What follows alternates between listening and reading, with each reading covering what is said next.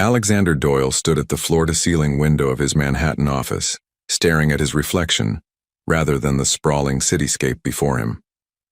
The harsh fluorescent lights highlighted the deep creases around his eyes and the silver threads creeping through his dark hair. At 45, he had everything he'd ever wanted: CEO of a Fortune 500 company, a penthouse in the city's most prestigious neighborhood, and a reputation for being utterly unstoppable. Yet lately, the victory felt hollow. His executive assistant's voice crackled through the intercom. "Mr. Doyle, the board is waiting in the conference room." Alexander adjusted his tie, a gesture so habitual he barely noticed it anymore. "Tell them I'll be there in 5 minutes." His voice carried the weight of 2 decades of command, but underneath lay an exhaustion he couldn't shake. The board meeting proceeded like countless others before it: quarterly projections, market analyses, strategic planning. Alexander delivered his presentation flawlessly, as always. But halfway through discussing the company's 5-year expansion plan, something inside him snapped. "And that concludes my proposal for the Asian market penetration strategy," he heard himself say. Then, without warning, he added, "Also, I'm taking a leave of absence, effective immediately." The silence that followed was deafening. Board members exchanged worried glances. Richard Montgomery, the eldest board member who had known Alexander since his early days, leaned forward. "Alexander, are you feeling all right?" "Perfect," Alexander replied, gathering his papers with steady hands that betrayed none of the turmoil churning inside him. "Janet will be acting CEO during my absence. She's more than capable, and you all know it." He nodded toward his second-in-command, who sat frozen in surprise. "But the Miller acquisition—" Someone started to protest. "We'll proceed as planned," Alexander cut in. "I've prepared detailed briefings for every major project. You'll find them in your emails within the hour." He stood, buttoning his jacket with the same precision he applied to everything in his life. "I haven't taken a vacation in 23 years. I think I've earned one." Later that evening, in his penthouse, Alexander sat in his home office, surrounded by the trappings of success that had consumed his entire adult life. His laptop screen glowed with an open browser, displaying a rental listing for a beach house in Newport, Rhode Island. The location had come to him instantly. A small coastal town far enough from New York to prevent any impromptu business meetings, yet close enough to return quickly if necessary. As he confirmed the booking, his eyes drifted to the only personal photo in the room: himself at age 10, standing on a beach similar to the ones in Newport.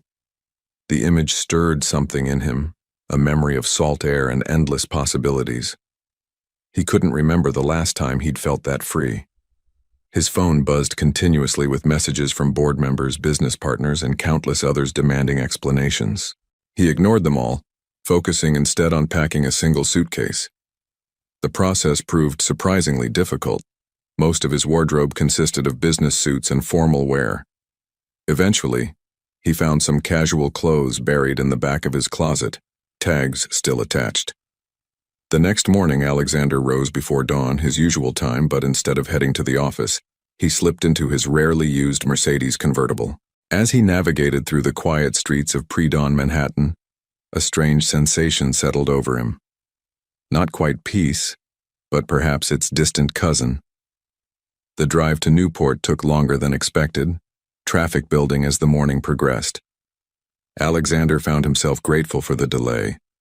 Each mile between him and New York felt like a weight lifting from his shoulders. He rolled down the windows, letting the spring air rush in, carrying with it the increasing scent of salt water. Newport emerged from the coastline like a postcard come to life. Historic mansions dotted the cliffs, while below, smaller homes and shops clustered around the harbor. Alexander followed the GPS to his rental, a modest but well-maintained house overlooking a quiet stretch of beach. The property manager, a middle-aged woman named Linda, greeted him with the kind of genuine warmth that seemed to permeate small towns. "Welcome to Newport, Mr. Doyle. I hope you'll find everything to your liking." Alexander nodded, accepting the keys. "I'm sure it will be fine." His clipped tone, perfected over years of business dealings, felt oddly out of place here. The beach access is private, Linda continued, either not noticing or choosing to ignore his brusqueness. And if you need anything, there's a wonderful little cafe just down the road. Bennett's Place. Best coffee in town, and Rachel's muffins are to die for. Thank you, Alexander replied, already turning toward the house. Inside, he found himself standing in the middle of the living room, surrounded by comfortable, lived-in furniture that bore no resemblance to his meticulously designed penthouse. Through the wide windows, he could see waves rolling onto the shore, their rhythm both foreign and somehow familiar. He unpacked methodically, hanging his clothes in the master bedroom's closet. The few casual pieces he'd brought looked lost among the empty hangers. Checking his phone out of habit, he found 37 missed calls and over 100 messages. With a decisive swipe, he turned it off completely. That evening, Alexander stood on the beach, watching the sun sink toward the horizon. He'd changed into a pair of khakis and a light sweater, clothing that felt like a costume on his frame. The beach was nearly empty, save for a few couples walking hand in hand and a family packing up their day's worth of beach toys. As darkness settled over the water, Alexander realized he had no plan for what came next. For the first time in decades, his schedule was completely empty. The thought should have terrified him, but instead, he felt something else stirring in his chest. Possibility. Walking back to the house, he caught the aroma of coffee and baked goods drifting from somewhere down the beach. He remembered the property manager's recommendation, Bennett's Place.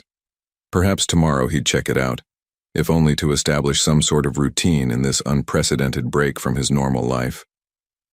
In bed that night, listening to the distant sound of waves, Alexander tried to pinpoint the exact moment his life had become a series of meetings and deadlines. He couldn't.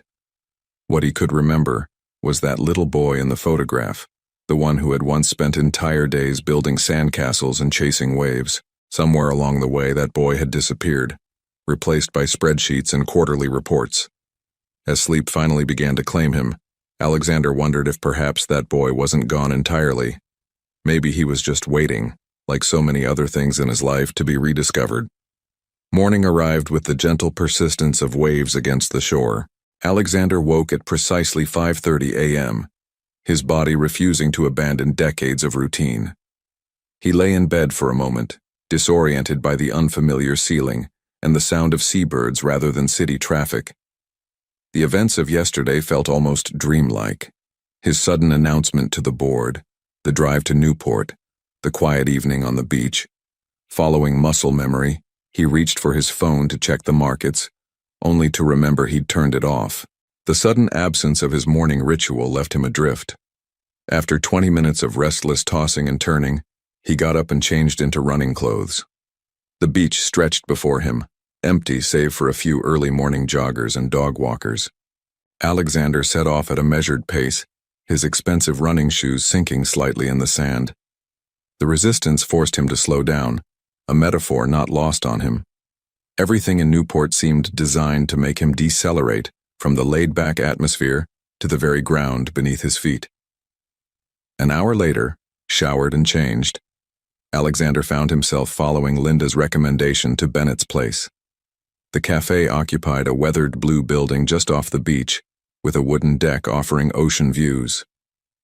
The morning rush was in full swing, locals greeting each other by name as they collected their orders. Behind the counter, a woman with auburn hair pulled into a messy bun efficiently managed the morning chaos. She moved with the confidence of someone who knew every inch of their domain, calling out orders and remembering complex preferences without checking notes. Something about her struck Alexander as familiar, but he couldn't place it. "Welcome to Bennett's," she called out, not looking up from the espresso machine she was operating. "I'll be with you in just a minute."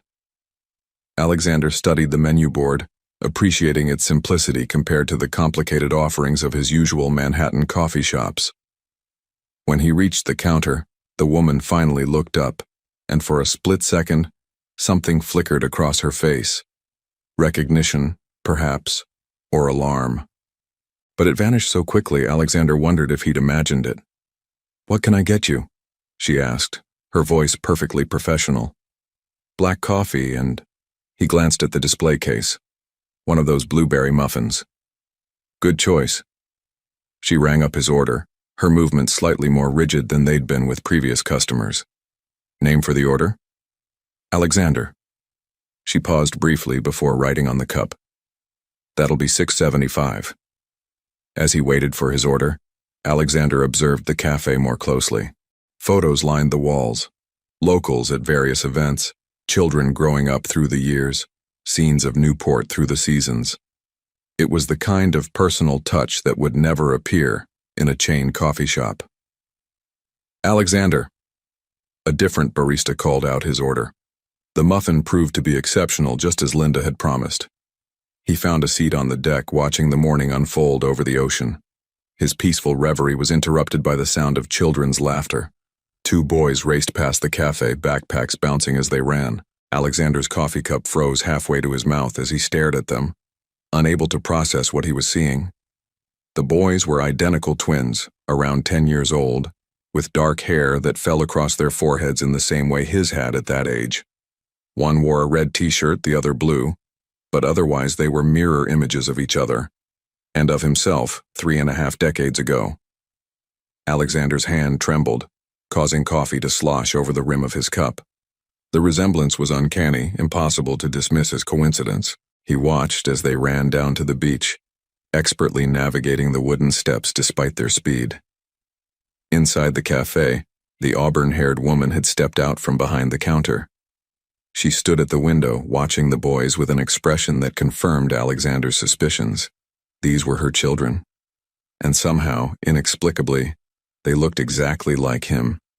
Memories began to surface, pushing through years of carefully maintained professional detachment. 11 years ago, during a brief business trip to Newport. A summer evening much like the one yesterday. A chance meeting at this very cafe. Rachel.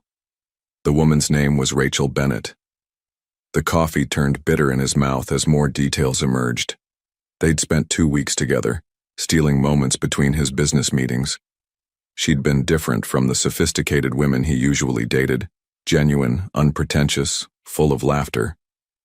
When his business concluded, he'd returned to New York without looking back, convinced that anything more would complicate his carefully structured life. Now, watching the twins run along the beach, Alexander felt the ground shift beneath him. They had to be 10 years old, maybe 11. The timing aligned perfectly with that summer. His chest tightened as the implications became clear. He stood abruptly, his chair scraping against the deck. Through the window he saw Rachel quickly turn away, busying herself with the coffee machines. The twins had stopped at the water's edge, engaged in some sort of game involving elaborate jumping patterns in the sand. Alexander walked down to the beach, drawn by a force he couldn't resist.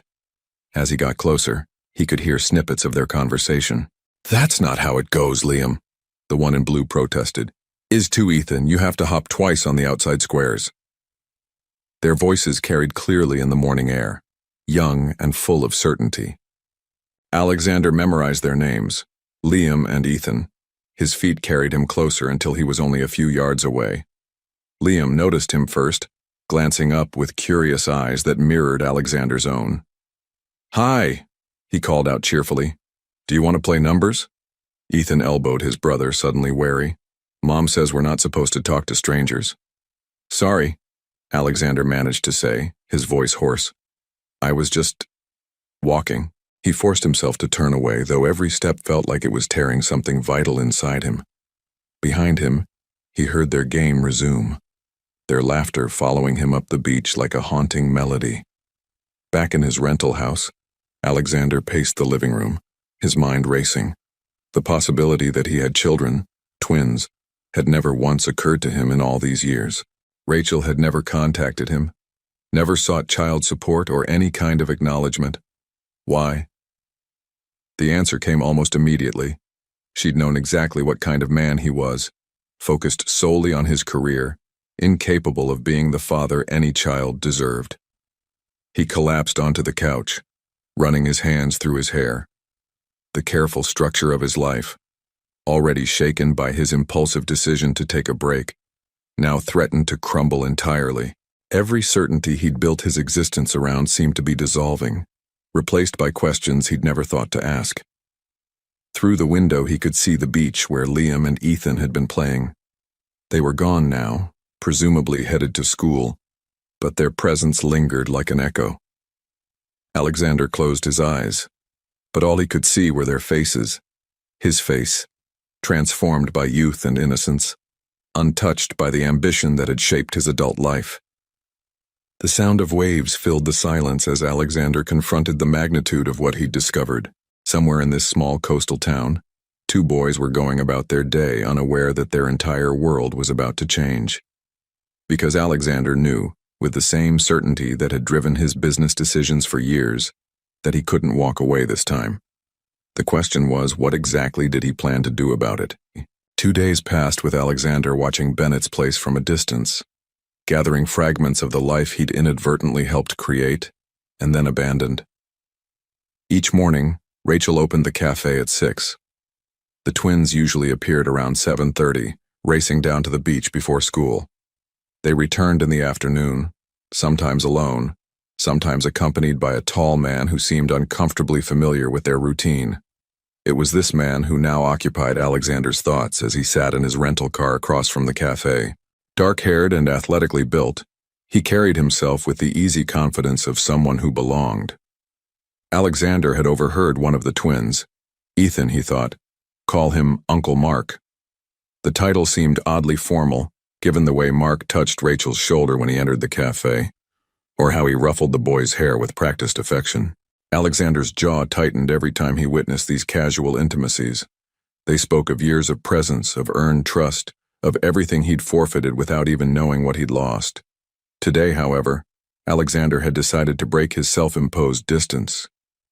He waited until Mark left, watching the man's truck disappear around the corner before walking into Bennett's place. The morning rush had subsided, leaving only a few regulars nursing their coffees. Rachel looked up as the bell above the door chimed, her hand stilled on the counter she'd been wiping, the cloth frozen mid-motion. "We need to talk," Alexander said quietly. "We really don't." Rachel's voice was controlled, but her knuckles whitened around the cloth. "The boys are none of your concern." "None," she cut him off, glancing around to ensure no one was within earshot. "You need to leave." Alexander stepped closer to the counter, lowering his voice further. "They're mine, aren't they?" The silence that followed felt endless. Rachel's green eyes, still as striking as he remembered, filled with a mix of fear and defiance. Finally, she said, "My shift ends at 2. Meet me at Easton's Beach, near the rocks at the north end. And Alexander, if you come near my boys before we talk, I'll file a restraining order so fast your head will spin." The threat was delivered with such quiet certainty that Alexander simply nodded and left. The hours until 2 o'clock crawled by with excruciating slowness. He tried to distract himself by working on his laptop, responding to urgent emails that had accumulated during his digital silence. But his mind kept wandering to the twins, to Liam's easy smile and Ethan's watchful gaze. The beach was relatively empty when Alexander arrived, most tourists deterred by the overcast sky. He spotted Rachel immediately, standing near the rocks with her arms crossed. She'd changed from her cafe uniform into jeans and a sweater, her auburn hair whipping around her face in the ocean breeze. "You're early," she observed as he approached. "So are you." Rachel's laugh was hollow. "Well, punctuality was always your thing, wasn't it? Along with total dedication to your career and complete inability to maintain personal relationships." The bitterness in her voice made Alexander wince. "You could have told me." "Could I?" Rachel turned to face him fully. "Tell me, Alexander, what would you have done 11 years ago if I'd called to say I was pregnant? And be honest, not what you think you should say now, but what you would have actually done then." Alexander opened his mouth to protest, then closed it. The truth was uncomfortable but undeniable. "I would have sent money," he admitted.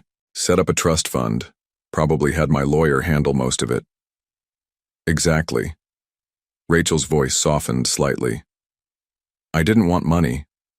I wanted a father for my children, and you weren't capable of being that then." "And Mark is?" The words came out sharper than intended. Rachel's eyes flashed. Mark has been there for every scraped knee, every school play, every nightmare. He coached their little league team. He taught them to ride bikes. He earned the right to be in their lives. But he's not their father. No, Rachel conceded. He's not. But he's been more of a father than a DNA match and a trust fund would have been. Alexander absorbed this, watching a seagull dive into the waves. Why did you stay in Newport? You must have known there was a chance I'd come back for business. This is my home. My family's here. The cafe was my grandmother's and I wasn't going to leave it. Rachel hugged herself tighter. Besides, you never stayed more than a day or two on your business trips. It seemed safe enough. Until now. Until now. Rachel sighed. What do you want, Alexander? Why are you really here? It was the question he'd been asking himself since he first saw the twins. I want to know them. They're not a business acquisition, Rachel snapped. You can't just decide you want them and expect immediate results. I know that, Alexander said, frustration creeping into his voice. But they're my sons. I have a right. You have no rights, Rachel cut in. You're not on their birth certificates. You've provided no support. Legally, you're a stranger to them. The words hit Alexander like physical blows, but he pressed on. Then why tell me the truth now? Why not just deny it? Rachel was quiet for a long moment, watching the waves crash against the rocks. Because they're starting to ask questions, she finally said. About their real father, Liam especially. He's like you, always wanting to understand everything. And because, she hesitated. Because they deserve to know where they come from, even if it hurts. I'm not the same person I was 11 years ago, Alexander said softly. Aren't you? You're still CEO of your company, still living in New York, still putting business first. I'm here, aren't I? I walked away from everything to take this break. A break, Rachel repeated. That's exactly my point. This is temporary for you. But they're not temporary, they're children. Complicated, emotional, demanding children who need stability and commitment. Alexander felt the truth of her words, but something else was building inside him. A certainty he couldn't explain. Let me prove it to you, he said. Give me a chance to show you I can be different. Rachel studied him for a long moment. I'll think about it, she finally said. But I have conditions. First, you don't tell them who you are, not yet. They need time to get to know you as a person before dealing with all of this.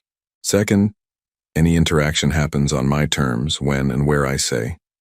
And third, her voice hardened, if you hurt them, if you make promises you can't keep, if you disappear again, that's it. No more chances. I understand, Alexander said solemnly. Do you?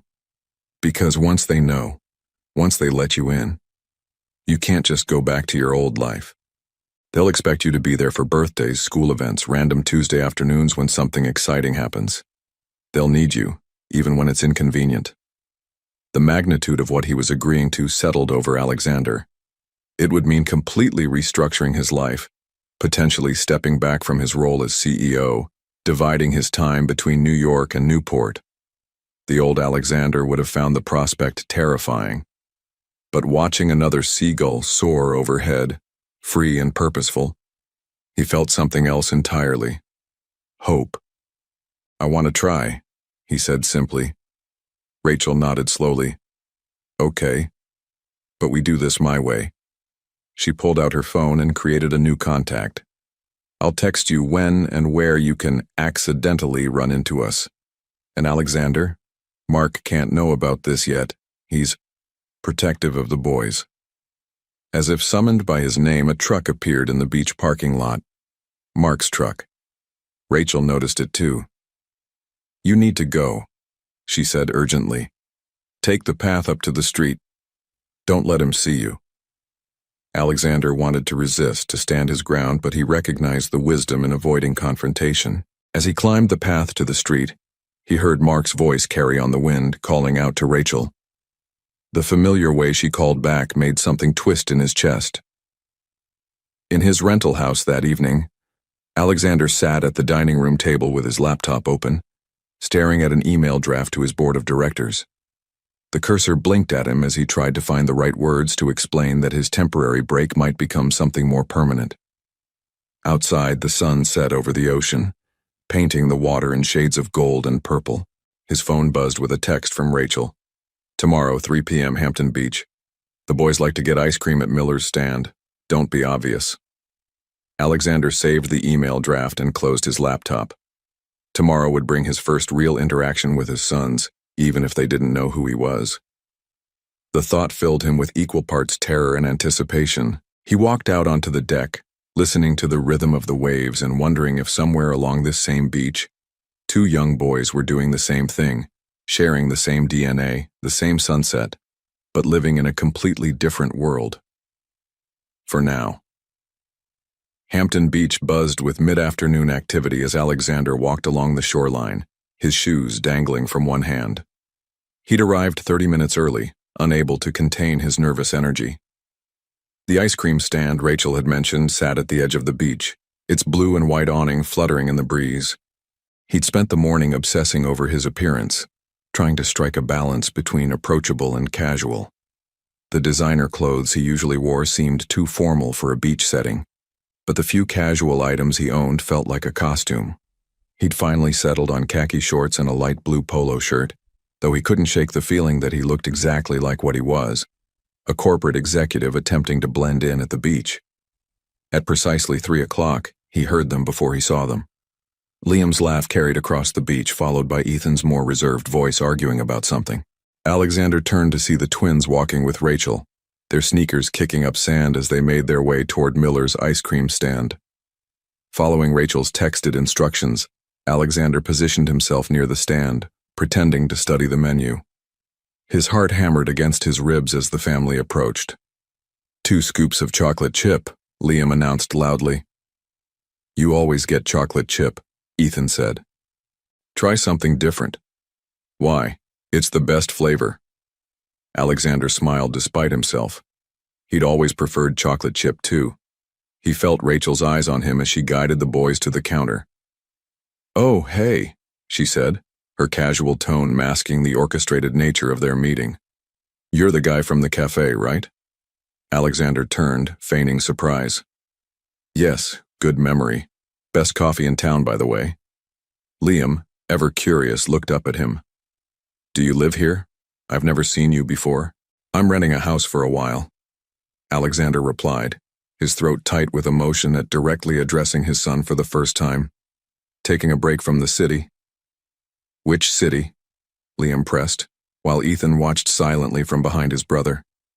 New York. Cool. Liam's eyes lit up. We went there once for a school trip. Did you see the dinosaurs at the museum? Alexander chuckled. Many times. The T-Rex is quite impressive, isn't it? Boys, Rachel interrupted gently. Let's order our ice cream. What flavor would you like, Ethan? While Rachel helped Ethan choose between mint chocolate chip and cookie dough, Liam continued questioning Alexander.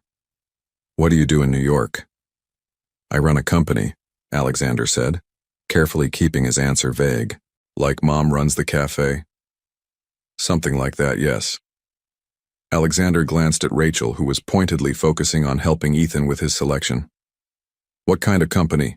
Liam persisted. Before Alexander could answer, a familiar truck pulled into the beach parking lot. Rachel tensed visibly as Mark emerged, his expression darkening when he spotted Alexander. Uncle Mark, Liam called out, waving enthusiastically. We're getting ice cream.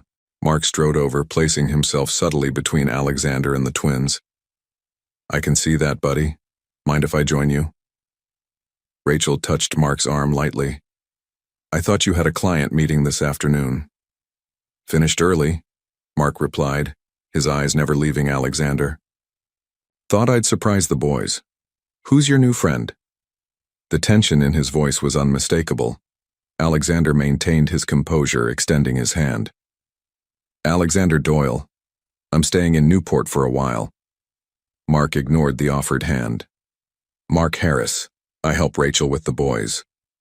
The possessive undertone was clear. An awkward silence fell, broken only by the ice cream vendor asking for their order. Rachel quickly paid for the twins' treats, then turned to Alexander with an apologetic look. "Well, we should get going. The boys have homework to finish." "But Mom?" Liam protested. "I wanted to tell him about the dinosaur project." "Another time, sweetheart," Rachel said firmly. Alexander watched as Mark placed a hand on each twin's shoulder, steering them away from the ice cream stand. The gesture was casual but clearly territorial. Ethan went willingly, but Liam looked back over his shoulder, waving with his free hand. "Bye, Mr. Doyle." The sound of his name, his family name, from his son's lips made Alexander's chest tighten. He waved back, noting how Mark's grip on Liam's shoulder tightened slightly. Once they were out of earshot, Alexander slumped against the ice cream stand's counter. The vendor, an elderly man with kind eyes, looked at him sympathetically. "Complicated situation?" "You have no idea," Alexander murmured. He spent the rest of the afternoon walking the beach, replaying every moment of the brief interaction.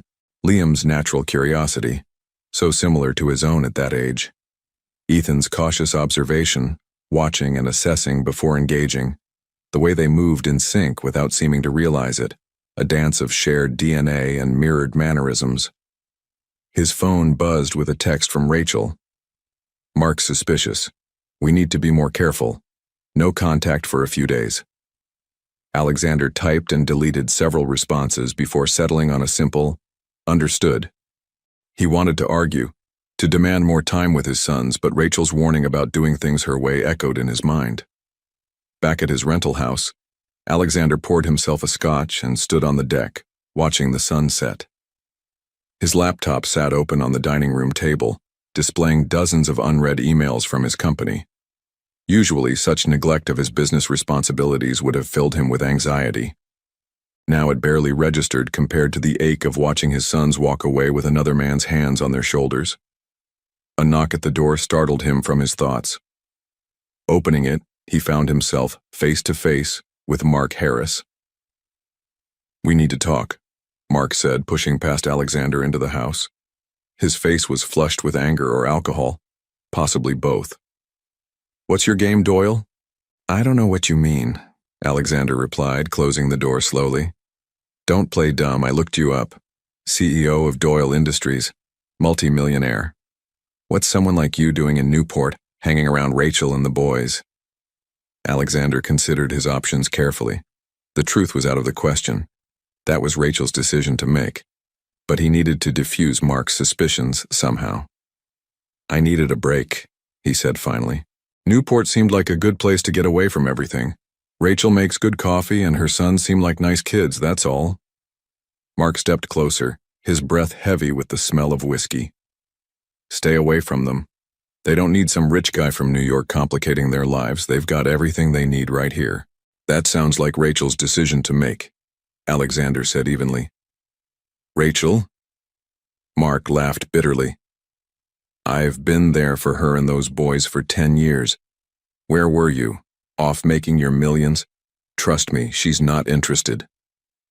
The irony of Mark's accusation, so close to the truth yet missing it entirely, almost made Alexander laugh. Instead, he moved to open the door. "I think you should leave, Mr. Harris. You're clearly drunk and this conversation isn't productive." Mark stood his ground for a moment longer, then moved toward the door. "This is your only warning, Doyle. Stay away from my family." After Mark left, Alexander sank onto the couch, his scotch forgotten. His mind raced with the implications of Mark's visit. The man clearly had feelings for Rachel beyond friendship, and his relationship with the twins was deeply entrenched. Any attempt to establish his own relationship with his sons would have to navigate the complexity of Mark's presence in their lives. His phone buzzed again, another text from Rachel. "Mark just left your place. He's angry. What happened?" Alexander stared at the message, wondering how to explain the confrontation without escalating the situation. Finally, he replied, "He's protective of you and the boys. I understand why." Rachel's response came quickly. "He doesn't know about you. Please keep it that way. I'll figure out how to handle this." Alexander set his phone down and walked back out onto the deck.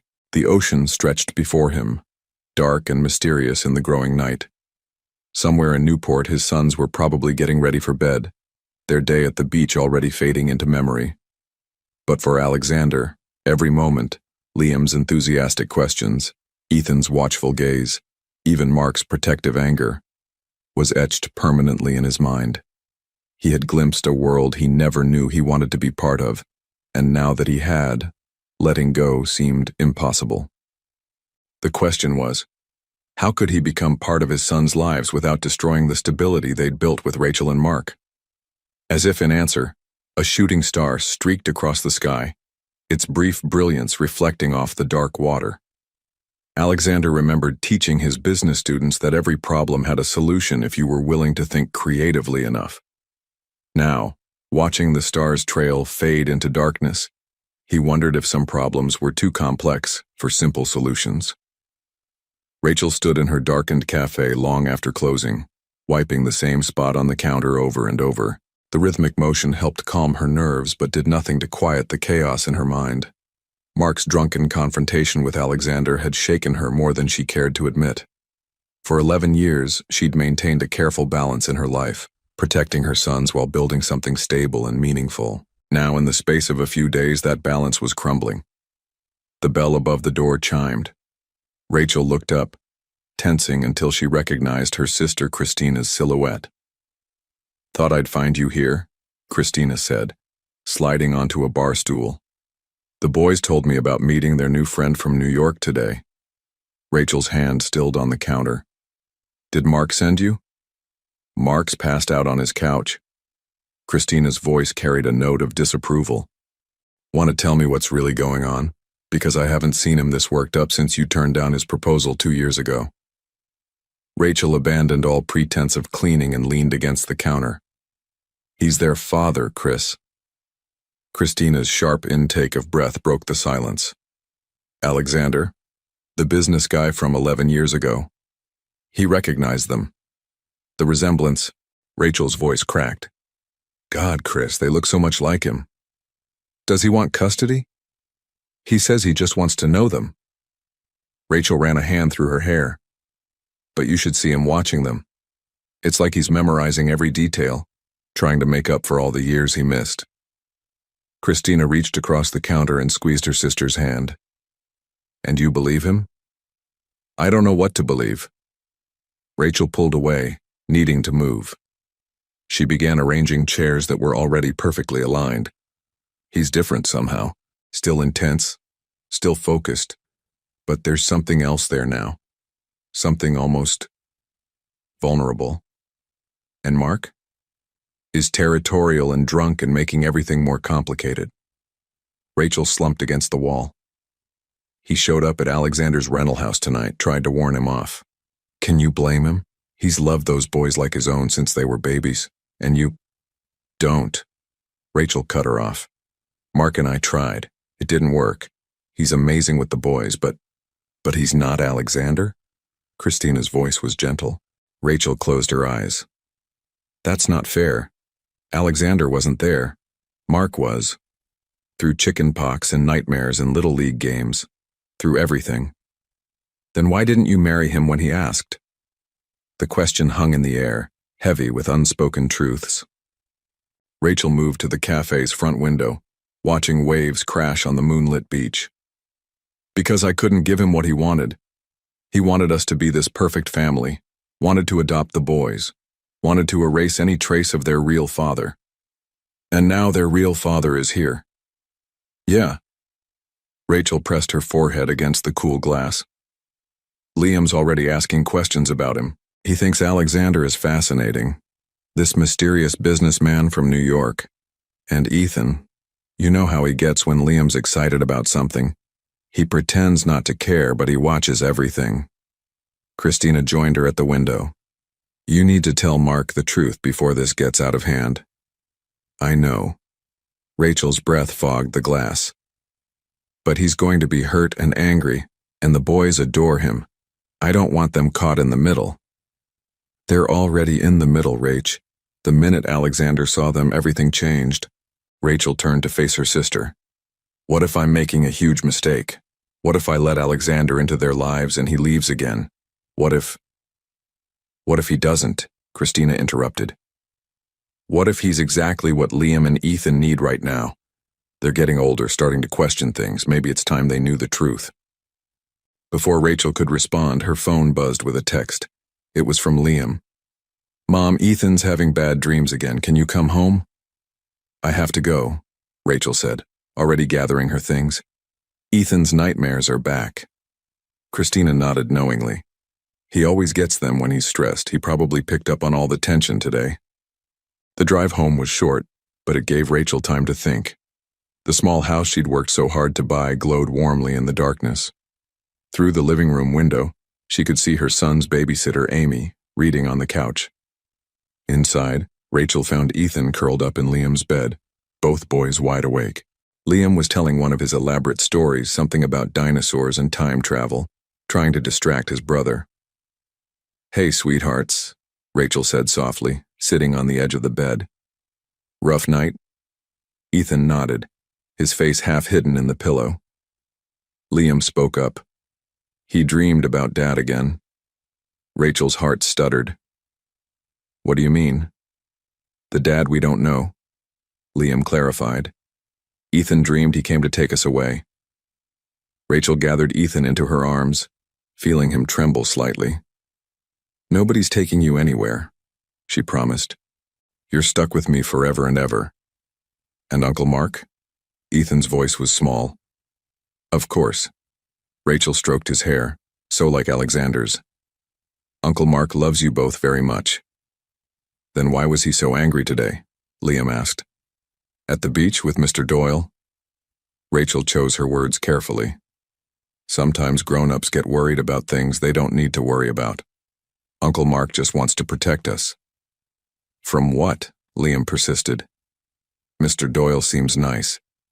He's been to the dinosaur museum lots of times. Grown-up stuff is complicated sometimes, Rachel hedged. How about I stay here until you both fall asleep? Later, after both boys had drifted off, Rachel sat in her kitchen with a cup of tea gone cold. Her phone displayed an unanswered text from Alexander. I'm sorry about Mark. Tell me how to make this easier. The simple question had no simple answer. Every path forward seemed fraught with potential pain. For the twins, for Mark, for herself. Even for Alexander, who was discovering what it meant to be a father 11 years too late. Another text came through, this one from Mark. Sorry about earlier. Can we talk tomorrow? Rachel set her phone aside without answering either message. Through the kitchen window, she could see the ocean, its waves reflecting moonlight like scattered diamonds. Somewhere out there, Alexander was probably looking at the same view, wondering about the sons he'd just discovered. And here she was, caught between the man who'd helped raise her children and the man who'd helped create them. Between the stability she'd built and the truth she'd hidden. Between what was safe and what was right. Her tea had grown completely cold when she finally picked up her phone again. She typed a message to Alexander. Meet me at the cafe before opening tomorrow, 5 a.m. We need to figure this out. His response was immediate. I'll be there. To Mark, she wrote, Yes, we can talk, but I need you to listen, really listen. There's something you need to know. Setting her phone down, Rachel walked to the boys' room and stood in the doorway. They'd both migrated to Liam's bed, tangled together like they used to sleep as toddlers. In sleep, their resemblance to Alexander was even more striking. The same straight nose, the same stubborn set to their jaws. She'd protected them for so long, built walls around their little family to keep out anything that might hurt them. But walls, she was learning, could also keep out things that might heal, things that might complete them. Tomorrow would bring hard conversations and harder choices. But watching her sons sleep, Rachel knew one thing with absolute certainty. Whatever happened next had to be about them. Their needs, their hearts, their futures. Everything else, her fears, Mark's feelings, even Alexander's desires, had to come second. The truth was coming, ready or not. All she could do now was try to shape how it landed. The pre-dawn darkness wrapped around Bennett's place like a shroud as Alexander pulled into the empty parking lot. Rachel's car was already there, a solitary figure visible through the cafe windows. His watch read 4:55 a.m. Early, even by his standards, but sleep had proved elusive anyway. Inside, Rachel was going through the motions of opening, her movements automatic after years of routine. She didn't look up when Alexander entered, just said, "Coffee's almost ready." "Thanks." He settled onto a bar stool, watching her work. In the harsh fluorescent lights, he could see the shadows under her eyes, the slight tremor in her hands as she measured coffee grounds. "Ethan had nightmares last night," she said finally, still focused on the coffee maker. "About his unknown father coming to take them away." The words hit Alexander like physical blows. "Rachel, I would never—" "I know." She turned to face him, leaning against the counter. "But they're picking up on all this tension. Mark's anger, my anxiety, this strange new man who keeps appearing in their lives. They're smart boys, Alexander. They sense something's happening. Then maybe it's time to tell them the truth." "Maybe." Rachel poured 2 cups of coffee, sliding one toward him. "But first, we need to deal with Mark." Alexander wrapped his hands around the warm mug. "He came to my house drunk last night." "I know. He's scared." Rachel's voice softened. "He's been there for everything. First steps, first words, first day of school. He taught them to ride bikes, helped them with homework, checked for monsters under their beds. In his mind, he's their father in every way that matters." "Except he's not," Alexander said quietly. "No, he's not. But he loves them, and they love him." Rachel took a deep breath. "I'm telling him the truth today. He deserves to hear it from me." Alexander nodded slowly. "Do you want me to be there?" "God, no, that would be a disaster." Rachel ran a hand through her hair. "But I need you to understand something. When I tell him he's going to be hurt and angry, he might try to turn the boys against you, might make scenes like yesterday. I need to know you can handle that with grace. These are my sons' lives we're dealing with, not a corporate takeover." "I understand." Alexander stared into his coffee. "But Rachel, they're my sons too. I've missed so much already. I can't just stand back and—" "You can and you will," Rachel cut in firmly. "Because if you push too hard, if you try to rush this, you'll damage any chance of having a real relationship with them. They need to trust you, to want you in their lives. That takes time." "How much time?" "As much as they need." Rachel's voice was gentle but unyielding. "This isn't about you, Alexander, or me or Mark. It's about 2 10-year-old boys who are about to have their world turned upside down." The truth of her words settled over them both. Outside, the sky was beginning to lighten, the first hints of dawn painting the ocean in shades of gray and pink.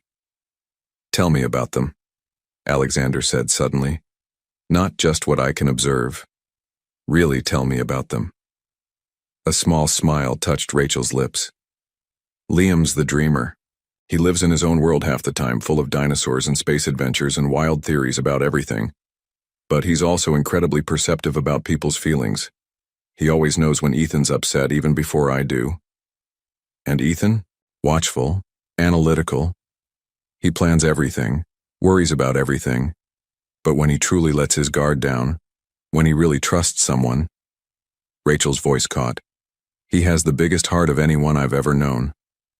Alexander absorbed this, filing away each detail like precious gems. "They're so different yet so alike." "Like 2 sides of the same coin," Rachel agreed. "They balance each other perfectly." She glanced at the clock. "I need to start getting ready for opening, and you should go. Mark usually stops by for coffee before work." Alexander stood but hesitated. "When will you tell him?" "Tonight, after the boys are in bed." Rachel's hands tightened around her coffee cup. "I'll text you afterward, let you know how it went." "Be careful," Alexander said softly. "He was pretty drunk last night." "Mark would never hurt me." Rachel's voice was certain. "He'll be angry, hurt, probably say things he doesn't mean, but he's not violent." The bell above the door chimed before Alexander could respond. They both turned to see Mark standing in the doorway, his expression darkening as he took in the scene. "Well," he said, his voice dangerously quiet. "Isn't this cozy?" Rachel straightened. "Mark, you're early." "Clearly not early enough." His eyes fixed on Alexander. "I thought I made myself clear last night." "Mark, stop." Rachel moved out from behind the counter. "Alexander was just leaving." "Was he?" Mark stepped further into the cafe. "Funny how he keeps showing up everywhere these days. Coffee shop, beach, private early morning meetings." Alexander set his coffee cup down carefully. "This isn't what you think." "No?" Mark's laugh was bitter. "Then what is it?" "Because from where I'm standing, it looks like some rich guy from New York thinks he can walk in and disrupt our lives." "Mark, please." Rachel tried again. "We need to talk, but not here, not now." "Why not now?" Mark's voice rose. "What are you hiding, Rachel?" "Because something's been off ever since he showed up. The secretive texts, the mysterious meetings, the way you look at the boys when you think no one's watching." Rachel paled. "Mark." "Oh God." Mark stumbled back slightly. "The boys, that's what this is about, isn't it? That's why he's really here." He turned to Alexander, rage and realization warring in his expression. "You're their father." The silence that followed was deafening. Rachel moved toward Mark, reaching for his arm, but he jerked away. "How long have you known he was here?" he demanded. "How long have you been lying to me?" "A few days," Rachel whispered. "I was going to tell you tonight." "Tonight," Mark repeated mockingly. "After years of letting me love them like—" He broke off, running his hands through his hair. "I need to get out of here." "Mark, wait," Rachel called after him, but he was already gone, the door slamming behind him. Alexander started to speak, but Rachel held up a hand. "Don't. Just don't. I need to deal with this. Please leave." He wanted to argue, to help somehow, but the look in her eyes stopped him. This was her life he'd disrupted, her carefully constructed world he'd shaken. The least he could do was respect her wishes now. Outside, the sun had fully risen, painting Newport in morning gold. Alexander could hear the first stirrings of the town coming to life. Delivery trucks making their rounds, early joggers on the beach, birds calling to each other across the brightening sky. Everything looked exactly the same as it had yesterday, but nothing was the same at all. His phone buzzed, a message from his office about an urgent situation requiring his attention. For the first time in his career, Alexander ignored it completely. Instead, he walked down to the beach, watching the waves and thinking about two boys who carried his DNA, his features, his mannerisms, yet were entirely their own people, shaped by years of love from Rachel and, yes, from Mark. The truth was out now, raw and messy and impossible to ignore. The only question was, what would everyone do with it? The next 48 hours unfolded like a slow-motion earthquake. Mark hadn't returned any of Rachel's calls or texts, and his absence was felt acutely, especially by the twins. At breakfast, 2 days after the confrontation, Liam pushed his cereal around listlessly while Ethan stared out the kitchen window. "Why hasn't Uncle Mark come over?" Liam finally asked. "He always comes over on Wednesdays for pancakes." Rachel set down the lunch bag she'd been packing. "Uncle Mark needs some time to himself right now." "Because of Mr. Doyle?" Ethan's voice was quiet but penetrating. He turned from the window, fixing his mother with the kind of intense gaze that sometimes made her wonder if he could see right through her. "What makes you say that?" Rachel asked carefully. "Uncle Mark got mad when Mr. Doyle was talking to us at the beach," Ethan said, "and now he's gone." "He's not gone," Rachel assured them quickly. "He just needs a few days to sort some things out." "Is it because Mr. Doyle looks like us?" Liam blurted out. Rachel froze. The spoon she'd been holding clattered against the counter. "What do you mean?" "I saw a picture of him in the newspaper website," Liam explained. "When I Googled him, he runs a big company in New York, and Ethan says he has the same nose as us, and his hair does the weird flippy thing in front like mine does." Rachel sank into a kitchen chair, her legs suddenly weak. Of course they'd noticed. They were her brilliant, observant boys. How could they not have seen what was so glaringly obvious? Mom? Ethan had moved closer, his face worried. Are you okay? We need to talk, Rachel said softly. Both of you sit down. The boys exchanged glances before taking seats at the table. Rachel could see the questions burning in their eyes, the theories probably already forming in their active minds. You're right about Mr. Doyle, she began, then stopped. How did one even begin this conversation? The reason he looks like you is because… Her phone buzzed loudly, making them all jump. It was Christina. Turn on the news, the text read. Channel 7, now. Rachel grabbed the remote with trembling hands. The local morning news filled the screen and her heart stopped. There was Mark, clearly drunk, being led away from Alexander's rental house in handcuffs, while police photographed a broken window. Uncle Mark, Liam exclaimed, but Ethan shushed him, leaning forward to hear the reporter. Arrested for vandalism and disturbing the peace after allegedly breaking into the vacation home of New York CEO Alexander Doyle. Sources say Mr. Harris had been drinking and was shouting about family obligations before throwing a rock through the front window. Rachel muted the TV, her mind racing. Boys, get your backpacks, we need to leave for school. But Mom… They both started to protest. Now, Rachel said firmly.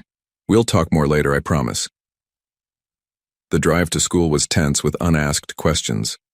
Rachel could see Liam texting furiously in the back seat, probably updating his friends about what he'd seen on TV. Ethan just stared out the window, his face unreadable. After dropping them off, Rachel drove straight to the police station.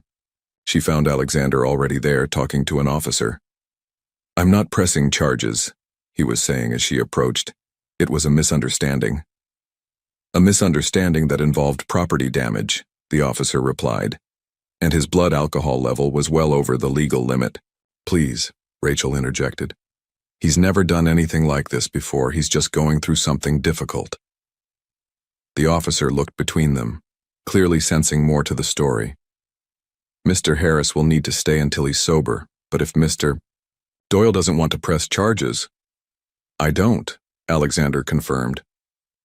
2 hours later, Mark sat in a conference room at the police station, looking considerably worse for wear. Rachel and Alexander sat across from him, an uncomfortable triangle of tension. I'm sorry, Mark said finally, his voice rough. About the window, I'll pay for it. That's not important, Alexander replied. What's important is that this needs to stop, for the boys' sake. Mark's laugh was hollow. The boys. Right.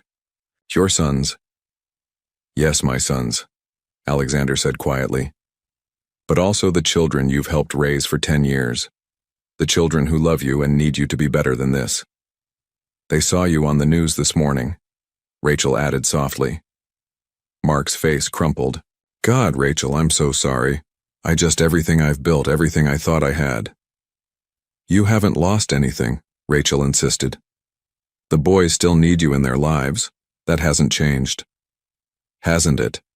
Mark looked at Alexander. You're here now. Their real father, the successful businessman. How long before they prefer you? It's not a competition, Alexander said. They need all of us. Different relationships, different roles, but all important. Rachel touched Mark's hand tentatively. The boys were asking about you this morning. They missed their Uncle Mark, the man who taught them to ride bikes and checks for monsters under the bed. That's still you. They're starting to figure it out, she continued.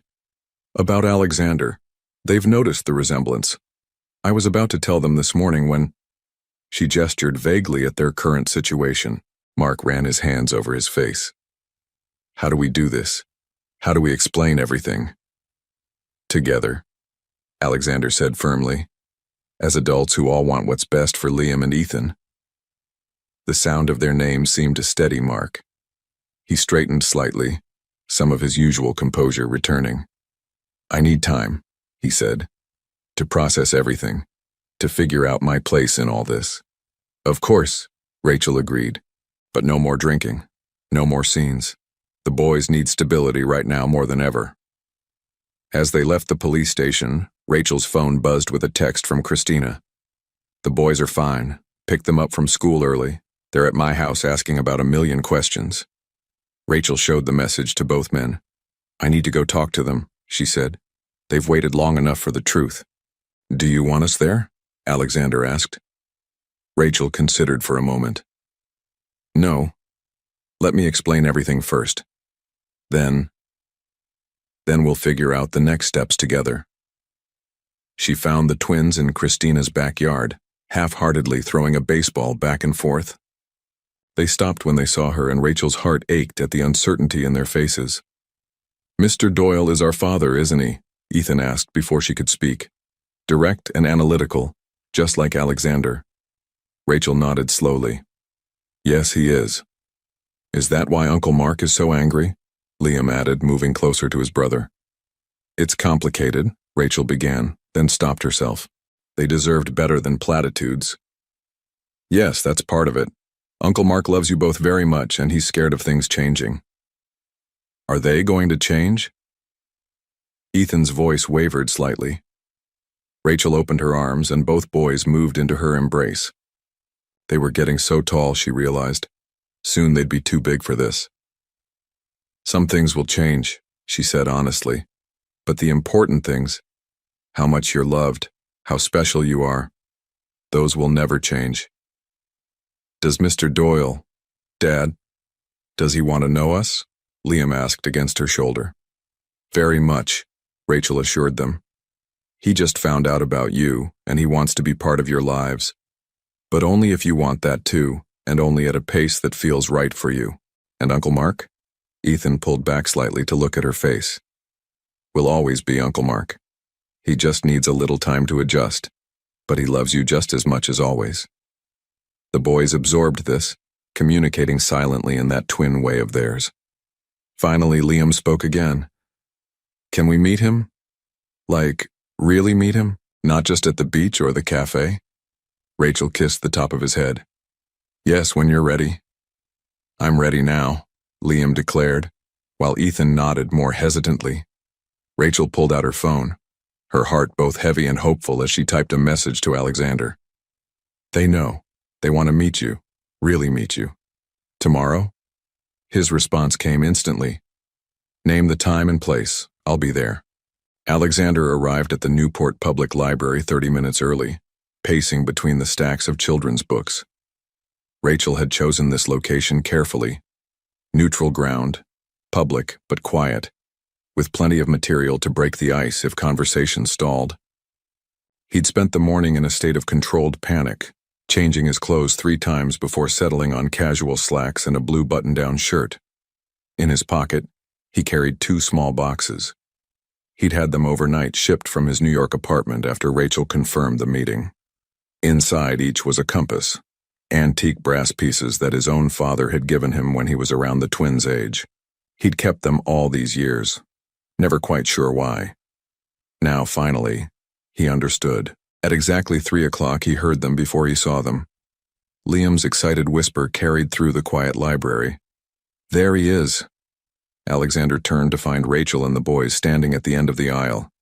Liam was practically bouncing with nervous energy, while Ethan pressed close to his mother's side, his expression guarded but curious. "Hi," Alexander said softly, his carefully prepared speech evaporating at the sight of them.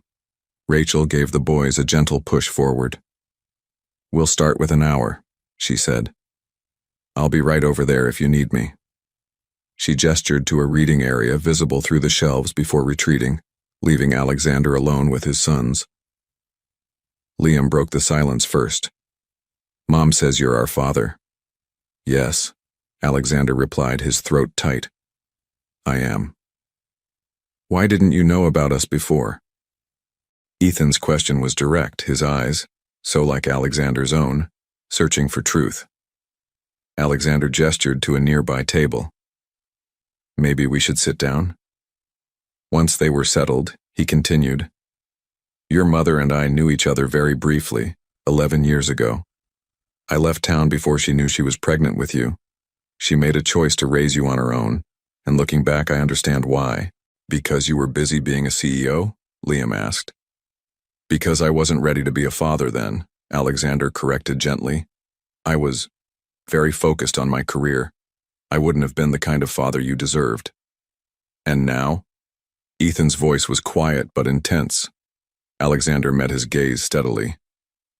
Now I want to know you. Both of you.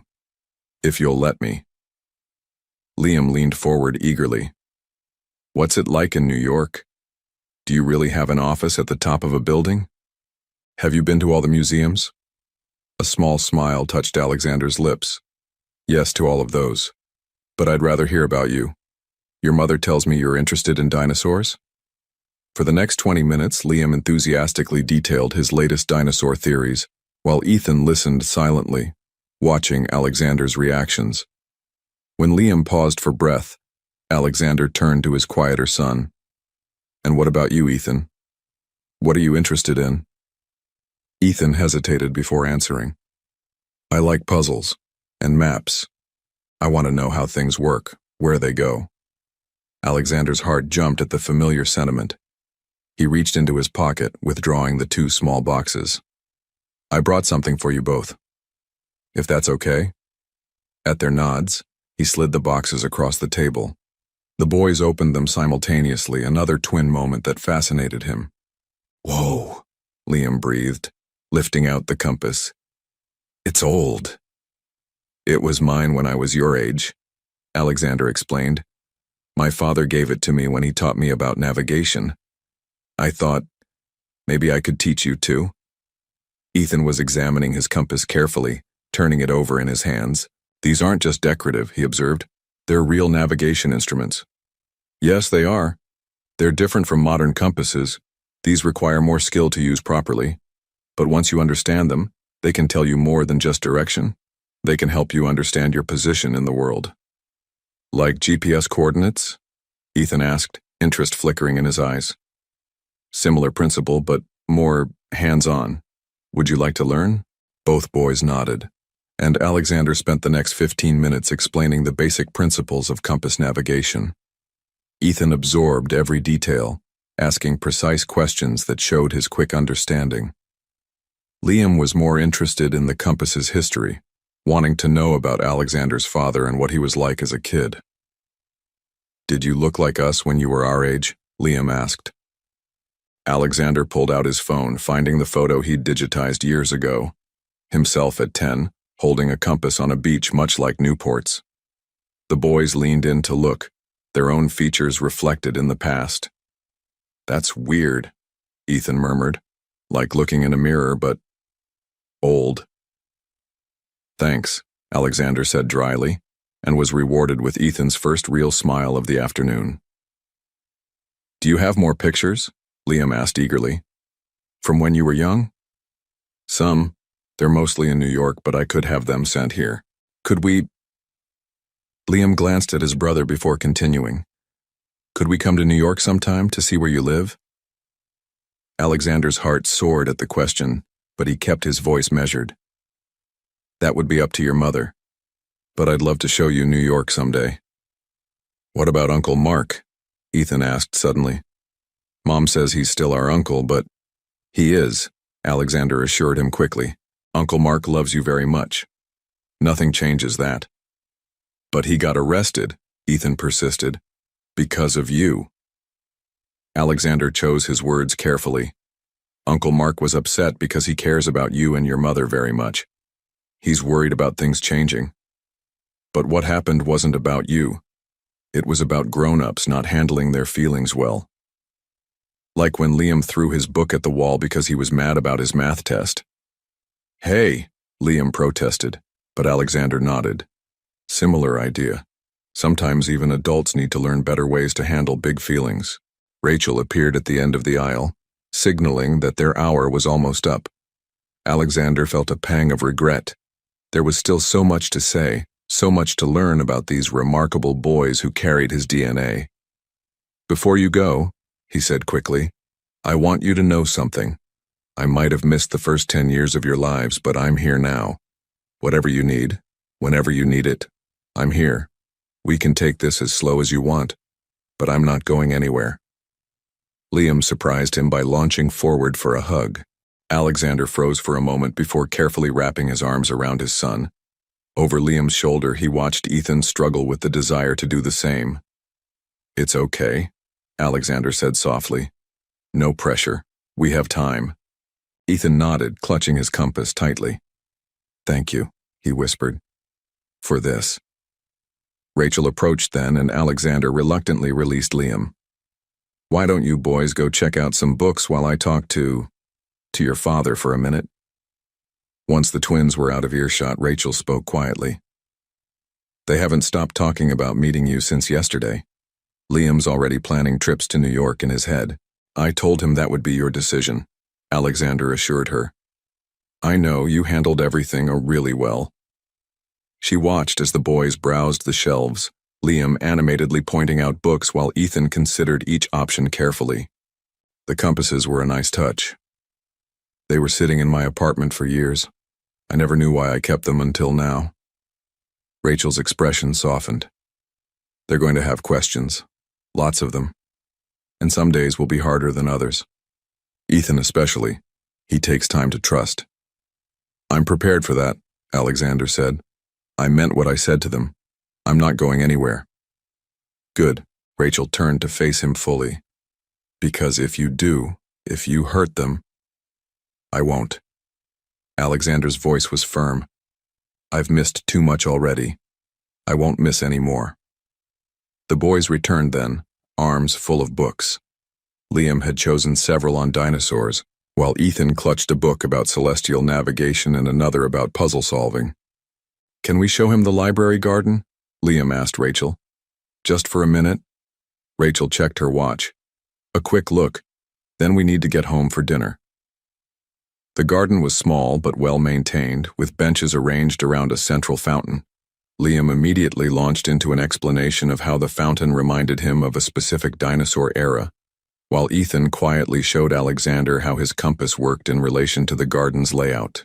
Standing there in the late afternoon sun, watching his sons share their interests and personalities with him, Alexander felt something shift inside his chest. The endless drive for success, the constant need to achieve and acquire. It all seemed somehow less important than this moment, than these two boys who were parts of himself made new and wonderful. As they said goodbye, Liam hugged him again, and this time Ethan managed a quick, tentative embrace as well. Alexander watched them leave with Rachel, their new compasses carefully stowed in their pockets, their voices animated as they discussed the afternoon's events.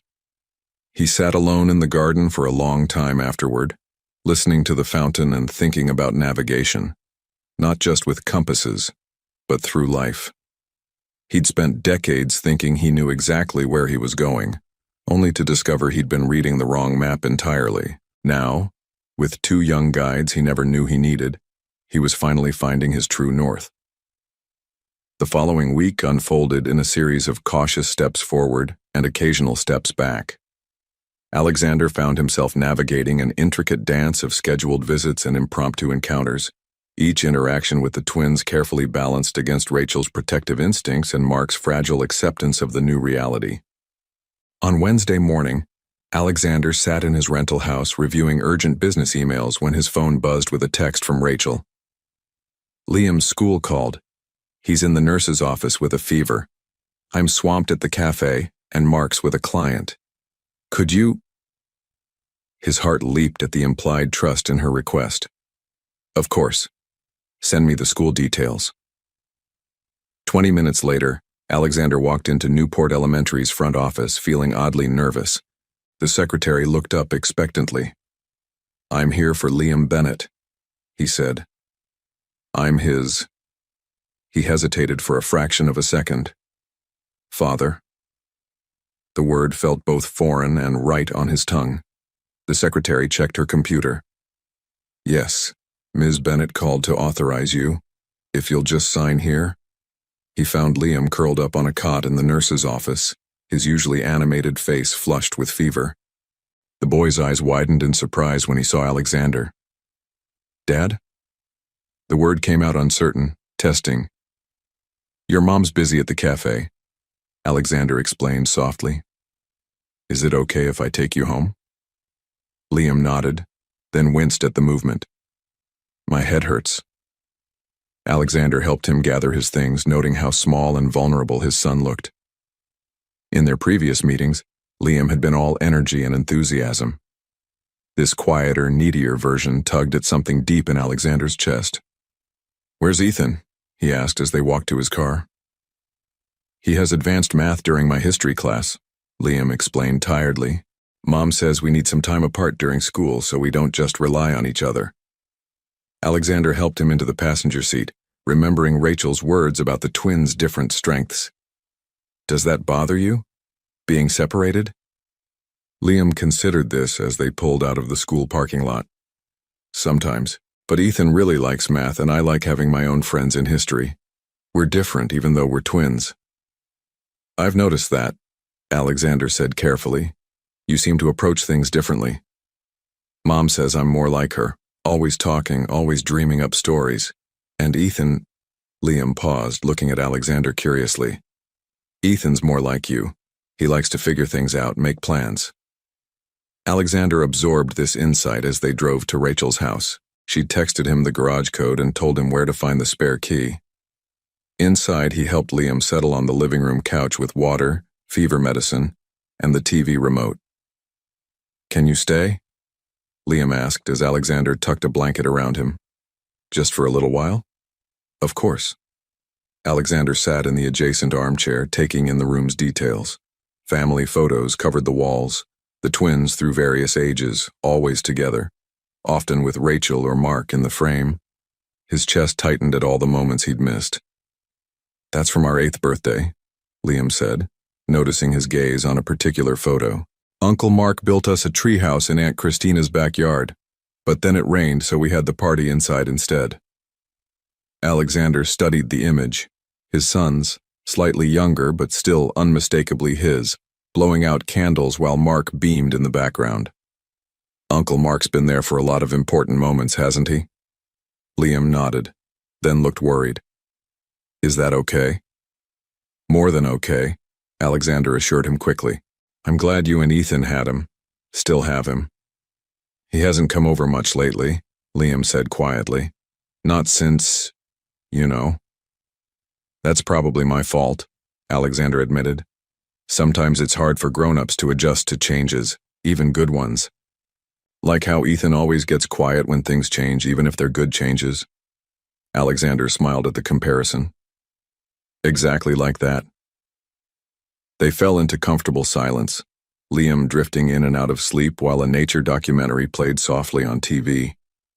Alexander used the time to send emails reorganizing his schedule, pushing meetings back and delegating what he could. His assistant's response was diplomatic but concerned.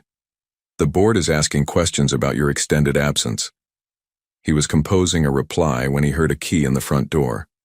Mark stepped inside, then froze at the sight of Alexander. Rachel asked me to pick up Liam, Mark said stiffly. I didn't know you were here. Dad picked me up, Liam mumbled sleepily from the couch. My head hurts. Something flickered across Mark's face at Liam's casual use of Dad. He moved into the living room, crouching beside the couch to feel Liam's forehead. You're pretty warm, buddy. Have you taken any medicine? Dad gave me some when we got home. Mark's jaw tightened, but his voice remained gentle. Good. Why don't you try to sleep for a bit? Alexander stood, gathering his laptop. I should go. Rachel knows you're here. Yes, Mark replied shortly. Then, with visible effort, he added, Thanks for picking him up. Alexander nodded, turning to Liam. Feel better, okay? Text me if you need anything. 'Kay, Liam murmured, already half asleep. Love you, Dad. Love you, Uncle Mark. Both men stared at the boy, then at each other. The simple phrase, delivered with a child's uncomplicated affection, seemed to deflate some of the tension between them. He has enough room in his heart for both of us, Alexander said quietly. Mark ran a hand through his hair. Yeah, well, he's always been generous that way, him and Ethan both. Look, Mark. Don't, Mark cut him off. Just, not yet. I'm trying, okay? For them, but I'm not ready to be friends. Alexander nodded, understanding. At the door, he paused. For what it's worth, I'm grateful for everything you've done for them. Everything you're still doing. Mark's only response was a short nod, but as Alexander walked to his car, he heard the other man's voice floating through the open window, soft and familiar as he hummed an old lullaby to Liam. That evening, Alexander's phone lit up with texts. From Rachel. Thank you for today. How was he? From Ethan. Is Liam okay? He wasn't in carpool. From Liam. The medicine helped. Can you come to my baseball game Saturday? Ethan's playing too. The last message included a photo. Liam and Ethan in baseball uniforms, grinning at the camera. Mark stood behind them in a coach's jersey, and Alexander realized with a start that this would be his first time seeing his sons play sports. Wouldn't miss it, he replied to Liam, then added to Rachel, Is that okay? Her response came quickly. Yes. Mark's coaching, but he says he can handle it if you're there. Just maybe sit on the opposite side of the bleachers. Alexander agreed, then spent the next hour researching baseball rules. He'd played briefly as a child, but had forgotten most of the details. If he was going to watch his sons play, he wanted to understand exactly what was happening. Later, unable to sleep, he walked down to the beach. The moon was full, casting enough light to see the waves rolling in. He pulled out his phone and opened the photo of the twins in their baseball uniforms. Their faces glowed with happiness, with belonging, with the security of being loved. Looking at the image, Alexander realized something profound. He wasn't trying to insert himself into their lives anymore.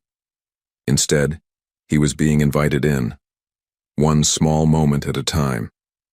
Each dad, each shared secret, each casual love you was a gift, unearned but freely given, complex but beautifully simple. The waves continued their eternal rhythm, reminding him of the compasses he'd given the twins. Navigation wasn't just about finding your way, he realized. Sometimes it was about learning to move with the tides, understanding that the journey was just as important as the destination. His phone buzzed one last time. Ethan, surprising him with a late message. Liam says you're coming to the game. I'm pitching. Will you watch? Alexander's throat tightened as he typed back, I'll watch every minute. Promise. And he meant it, with every fiber of his being. Saturday morning dawned clear and crisp. Perfect baseball weather. Alexander arrived at the Newport Little League field 45 minutes early, thermos of coffee in hand. He'd barely slept, spending most of the night watching baseball tutorials online and memorizing basic rules and terminology. The field was already busy with early arrivals. Parents set up chairs along the baselines while kids warmed up, their chatter and laughter filling the morning air. Alexander found a spot on the visitors' bleachers as promised, and watched Mark organizing the home team's dugout. His sons arrived with Rachel 10 minutes later, both wearing Newport Sharks uniforms. Ethan immediately joined the pitchers warming up, his movements precise and focused. Liam, still slightly pale from his recent fever but determined to play, bounced between practice swings and animated conversations with teammates. First time? Alexander turned to find Christina settling onto the bleacher beside him, 2 coffee cups in her hands. She offered him one. Rachel mentioned you might need moral support. That obvious, huh? Christina smiled. You have that first-time parent at a game look, like you might throw up or cry or both. Is there a third option? Afraid not. She took a sip of her coffee. Fair warning, Mark gets intense during games. He's a good coach, but he takes it seriously. As if on cue, Mark's voice carried across the field. All right, Sharks, infield practice, let's go.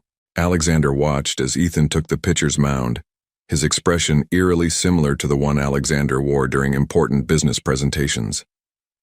Liam jogged to his position at second base, all nervous energy and determination. They're good, Christina said softly. Ethan's probably the best pitcher in the league, and Liam, well, what he lacks in natural talent, he makes up for in enthusiasm. The opposing team arrived, filling the other dugout with royal blue uniforms. Parents shifted to their respective sides, creating an invisible line down the middle of the spectator area. Alexander felt the energy change as game time approached. Play ball, the umpire finally called, and Alexander's heart jumped as Ethan took the mound for the first inning. His first pitch was a perfect strike right down the middle. Mark's approving nod from the dugout spoke volumes. 2 more strikes followed, and just like that, Ethan had his first strikeout. He's actually better when he's nervous, Christina commented. Channels it into focus just like I do. Alexander finished quietly. The inning continued with Ethan's steady pitching and the Sharks' solid defense. When Liam scooped up a ground ball and made a clean throw to first for the 3rd out, Alexander found himself on his feet cheering with the other parents. The bottom of the inning brought the Sharks up to bat. Liam was second in the lineup, bouncing on his toes as he waited his turn. His swing was less polished than Ethan's pitching, but he made contact, sending a bouncing single between first and second base. "That's my boy," Mark's proud voice carried from the coaching box at first base. "Good eye, Liam." Alexander felt a brief stab of jealousy at the easy way Mark coached and encouraged his son. But then Liam, standing on first base, turned and waved excitedly at both dugout and bleachers, his smile including everyone in his triumph.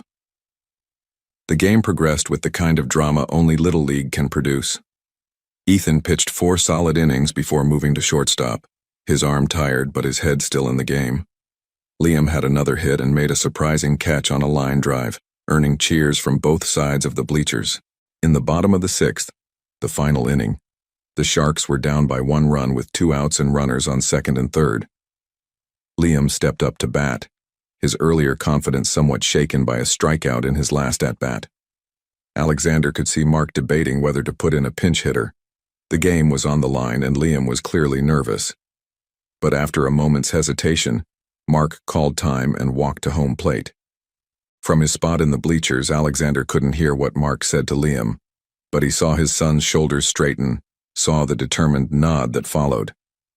When Mark returned to the coaching box, Liam settled into his batting stance with renewed purpose. The first pitch was a ball. The second, a called strike that looked a bit high. Liam fouled off the 3rd pitch, sending parents scrambling for cover as the ball sailed into the bleachers. "Come on, Liam," Alexander whispered. Beside him, Christina crossed her fingers. The next pitch came in fast, but Liam was ready. The crack of bat-meeting ball echoed across the field. The ball sailed over the second baseman's head, dropping into the outfield grass. Both runners scored easily as Liam ran hard to second base, sliding in just ahead of the throw. The Sharks' dugout erupted.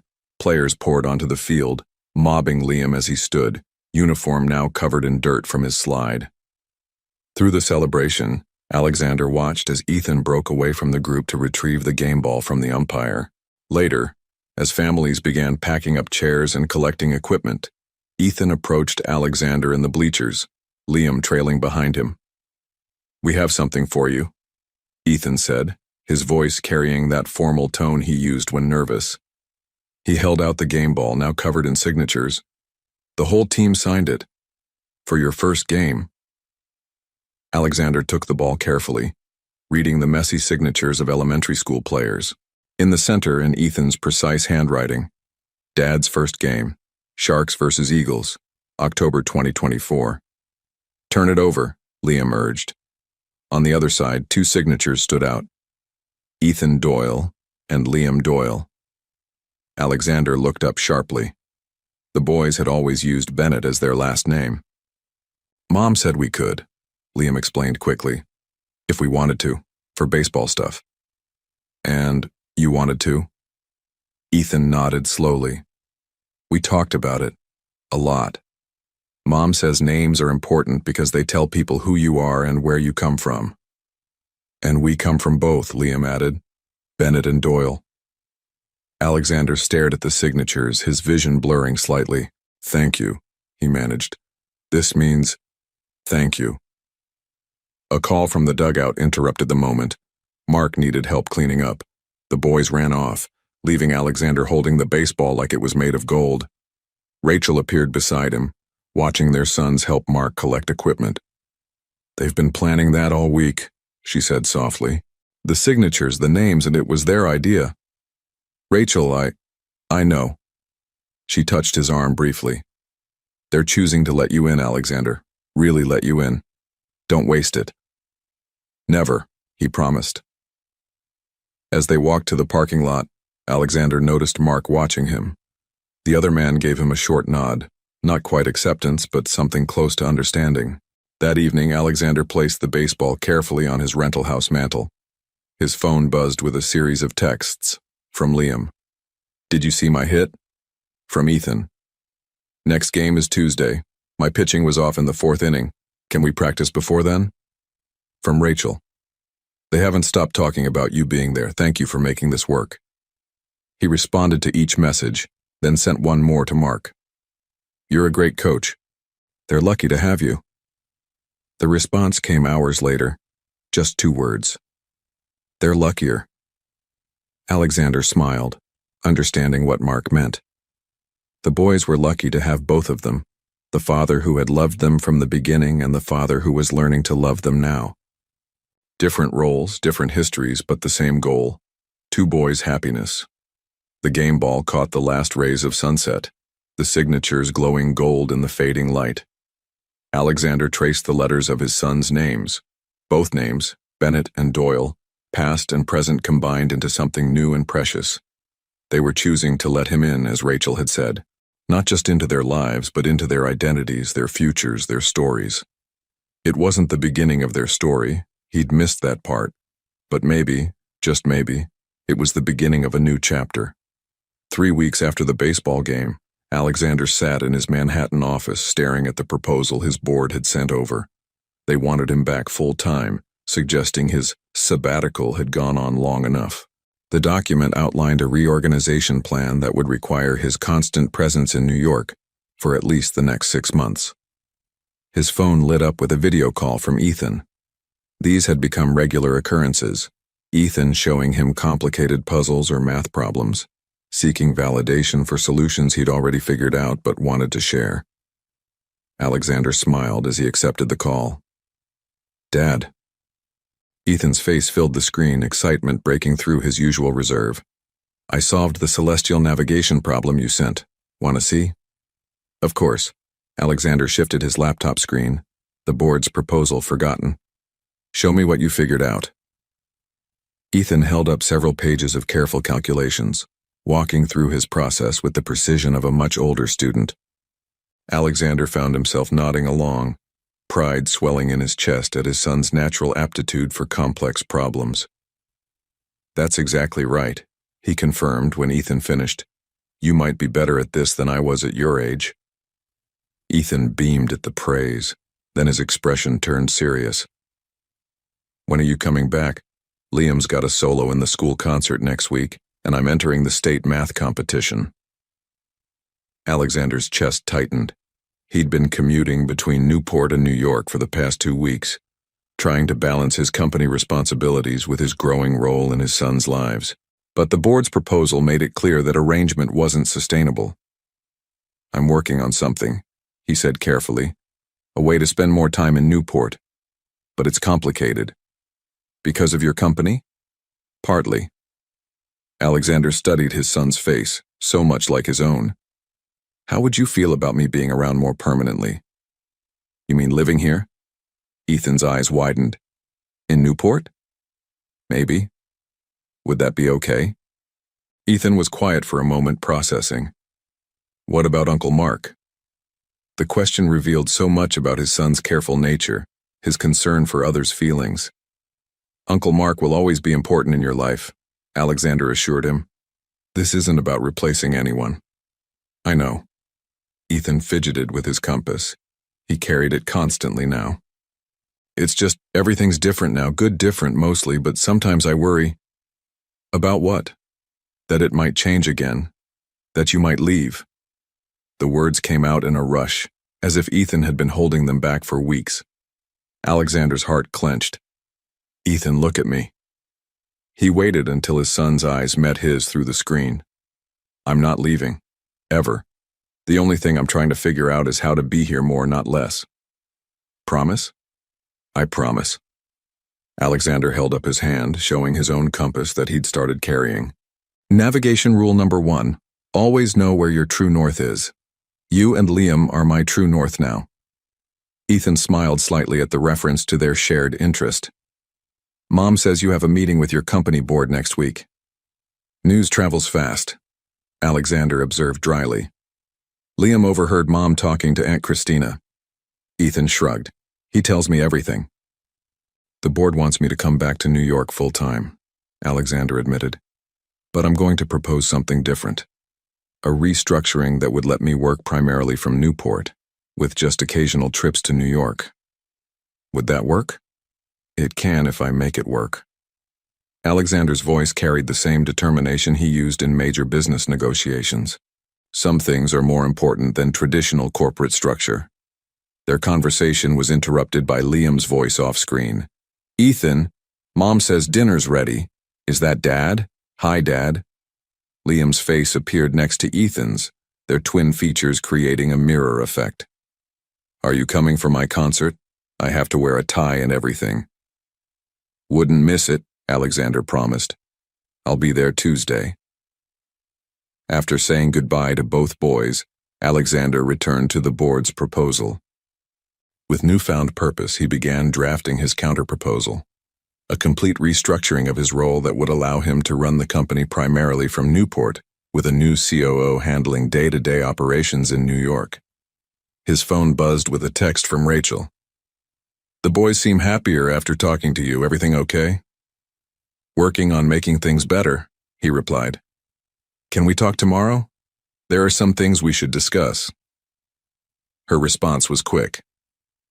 Coffee at the cafe before opening, 5 a.m. These early morning meetings had become their time to discuss co-parenting challenges without the boys or Mark around.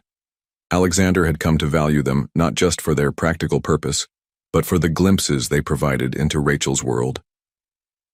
The next morning he arrived at Bennett's place to find not just Rachel but Mark as well. Both were sitting at the counter, cups of coffee already in front of them. Should I be worried? Alexander asked, only half joking.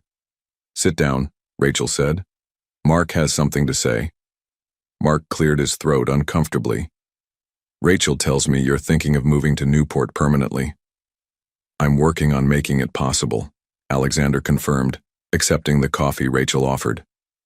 Look, Mark began, then stopped, gathering his thoughts.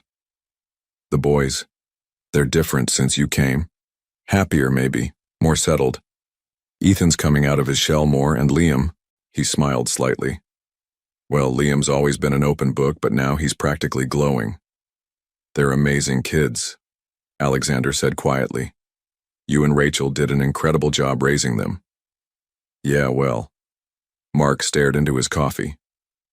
That's kind of what I wanted to talk about. If you're going to be here permanently, we need to figure out how to make this work. All of us. For them. Rachel touched Mark's arm gently. Tell him what you told me. Mark took a deep breath. I'm not their father. I know that now. Really know it. But I love them. And I want to stay in their lives. So if you're serious about moving here, about being part of this, I'm willing to try making it work. Really try, not just tolerating each other. Alexander absorbed this, understanding the courage it took for Mark to make this overture. I'd like that, he said simply. They need both of us. Different roles, Mark agreed. But both important? Both important, Alexander confirmed. Rachel smiled, tears in her eyes. See? Was that so hard? Both men chuckled, breaking the tension. They spent the next hour talking practically, about schedules, about boundaries, about how to handle events like school functions and baseball games. It wasn't perfect, but it was progress. As the sun rose over Newport, Alexander watched Rachel and Mark prepare the cafe for opening. They moved with the ease of long friendship, their earlier romantic tension replaced by something more sustainable. He could see now how this might work. Not a traditional family structure, but something uniquely their own. His phone buzzed with an email from his board chairman, requesting an immediate response to their proposal. Alexander began typing. I appreciate the board's concerns, but I'm proposing an alternative structure. He outlined his plan for remote leadership, emphasizing the technological solutions and delegation strategies that would make it possible. Through the cafe window, he could see the beach where he'd first spotted his sons playing in the sand. Everything had changed since that moment, yet somehow everything had also fallen into place exactly as it should. From deeper in the cafe came the sound of the twins arriving for breakfast before school. Liam's excited chatter, Ethan's quieter responses, their footsteps in perfect synchronization. Alexander saved his draft email and stood. Some things were worth fighting for, worth rebuilding entire corporate structures for. This was one of them. 6 months after Alexander first spotted his sons playing on the beach, Newport's winter winds whipped across the shoreline. He stood in his newly purchased beach house, not a rental this time, but a permanent home just down the coast from Rachel's, watching Liam and Ethan navigate the beach with their compasses. The boys had turned 11 last week. The birthday party had been a study in their new normal, Rachel organizing, Mark coaching the kids in party games, and Alexander providing the entertainment. A professional astronomer who helped the twins and their friends use telescopes and compasses to study the night sky. "They're getting pretty good at that," Mark commented, joining Alexander at the window. Their relationship had evolved into something resembling friendship, built on shared concern for the twins and mutual respect. "Ethan's teaching Liam about triangulation," Alexander explained. "He figured it out from that book I gave him." "Of course he did." Mark's smile held genuine affection. "Kid's brilliant, just like his father." The words came easily now, without the bitter edge they once carried. The sound of the front door opening announced Rachel's arrival. She entered carrying a stack of papers, her expression a mix of emotions. "The adoption papers came through," she said without preamble. All three adults stared at the documents that would legally establish Alexander's paternity while preserving Mark's legal role as a guardian. It had taken months of lawyers and negotiations to create this unprecedented arrangement, but they'd all agreed it was worth it to give the boys the security of having both men legally recognized in their lives. "Does this mean we can tell them?" Liam's voice startled them all. He and Ethan stood in the doorway, cheeks red from the cold wind, compasses still in hand. "How long have you been there?" Rachel asked. "Long enough," Ethan answered, his eyes fixed on the papers. "Those make Dad officially our dad, right? And keep Uncle Mark as our uncle legally?" Alexander knelt to their eye level. "Yes, if that's what you both want." The twins exchanged one of their silent conversations before Liam spoke. "We already knew you were our dad. This just makes it official for everyone else." "Like our compasses," Ethan added thoughtfully. "They don't create true north, they just help us find it. The truth was already there." Alexander's throat tightened at his son's insight. "That's exactly right." Rachel spread the papers on the coffee table, and they all sat down to sign, Alexander claiming his sons legally, Mark accepting his revised but equally important role, Rachel witnessing the moment that formalized what their hearts had already accepted. As the adults handled the paperwork, Liam turned to his brother. "Race you to the lighthouse? I bet I can find it faster with my compass." "You're on." Ethan grinned. "Dad, Uncle Mark, want a judge?" The two men exchanged glances before Mark spoke. "Actually, I think your dad should race too. Show you both how it's done." Alexander raised an eyebrow. "Pretty confident about my navigation skills, are you?" "Please?" Liam bounced on his toes. "Mom can be the official judge." Rachel laughed. "Fine, but bundle up, it's freezing out there." Soon they were all on the beach, Rachel and Mark at the starting point while Alexander and the twins positioned their compasses. The lighthouse stood as a distant beacon, its outline hazy in the winter air. "Ready?" Rachel called. "Set, go!" They set off across the sand, each taking slightly different paths. Liam ran enthusiastically, checking his compass every few steps. Ethan moved more methodically, making careful calculations. Alexander found himself matching their pace, watching their different approaches with pride. Halfway to the lighthouse, Liam stumbled in the soft sand. Without hesitation, Ethan grabbed his brother's arm, steadying him. Alexander reached them a moment later. "You okay?" he asked Liam. "Yeah." Liam grinned. "But I think we're off course." "Here," Ethan offered, showing his calculations. "If we adjust 15 degrees east, Alexander watched his sons work together, combining Liam's intuition with Ethan's precision. They reached the lighthouse together, their paths converging naturally at the end. Back at the house, Rachel had hot chocolate waiting. As they warmed up, Alexander noticed Liam examining one of the adoption papers. "Dad?" Liam asked quietly. "Did you ever think about us? Before you knew about us, I mean." Alexander considered the question carefully. "I think part of me was always looking for something without knowing what it was, like a compass spinning without finding north." "And now?" Ethan prompted. "Now I know exactly where I'm supposed to be." Later that evening, after Rachel had taken the boys home, Alexander sat on his deck watching the lighthouse beams sweep across the darkening water. Mark stepped out, offering him a coffee. "They're amazing kids," Mark said, settling into the adjacent chair. "They are." Alexander turned to the man who had loved his sons first. "Thank you for everything you did while I was lost." Mark nodded, understanding all that wasn't said. "Just keep finding your way back to them, that's all any of us can do." Inside, Alexander's phone lit up with messages. From Liam. "Dad, we forgot to tell you about the science fair next month. I'm doing a project on celestial navigation." From Ethan. "Can we practice with the compasses again tomorrow? I want to teach Liam about magnetic variation." From Rachel. "They're happy. Really, truly happy." The lighthouse beam swept past again, strong and steady. Alexander thought about navigation, not just with compasses and stars, but through life and love and family. He thought about two boys who had inherited his features but built their own unique ways of seeing the world, about a woman who had raised them with grace and courage, about a man who had loved them enough to step aside while staying close. Most of all, he thought about true north. How sometimes you had to get completely lost before you could find it. How sometimes it wasn't a place at all, but a purpose, a love, a family. His compass sat on the deck railing, aligned with two smaller ones the twins had left behind. 3 needles pointing the same direction, different instruments working in harmony to find their way home.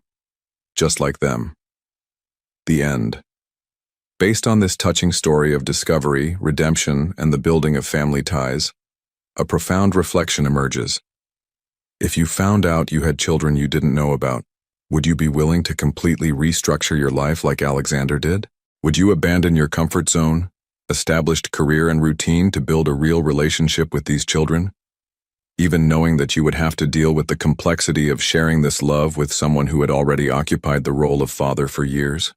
Your participation in the channel is very important. Please leave your opinion in the comments. Thank you so much for watching until the end.